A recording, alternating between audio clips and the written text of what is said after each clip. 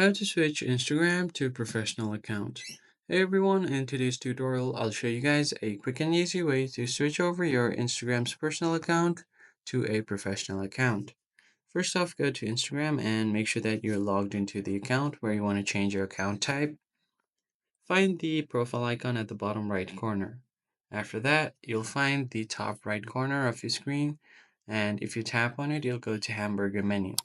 Scroll all the way to the bottom, and here you'll see for professionals, and under there you have account types and tools. Tap on this one, and you'll have an option to switch to professional account. Once you tap on this one, you'll see you can get more tools and switch for free. You could get access to your insights, see what content is getting the most attention and what time is what's the best time to post. You can run ads and get paid for your posts. Tap on next. Simply select what best describes you. If it's not here, you could just select others and enter it yourself. So let's just go ahead and select something like Reels Creator and tap on Switch Professional Account. If you want, you could also display it on your profile.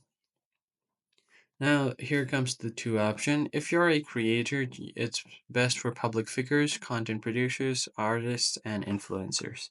And business account is best for retailers, local businesses, brands, organizations, and service providers.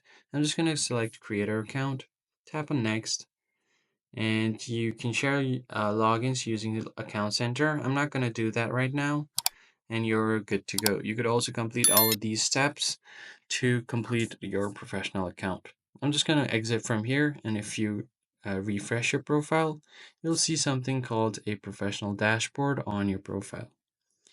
That means that you have successfully switched over to your business account or creator account. As you can see, I'm able to see creator tools and controls here, meaning that my account has been turned into a creator account. I hope this tutorial was helpful to you guys, and I'll catch you on the next one.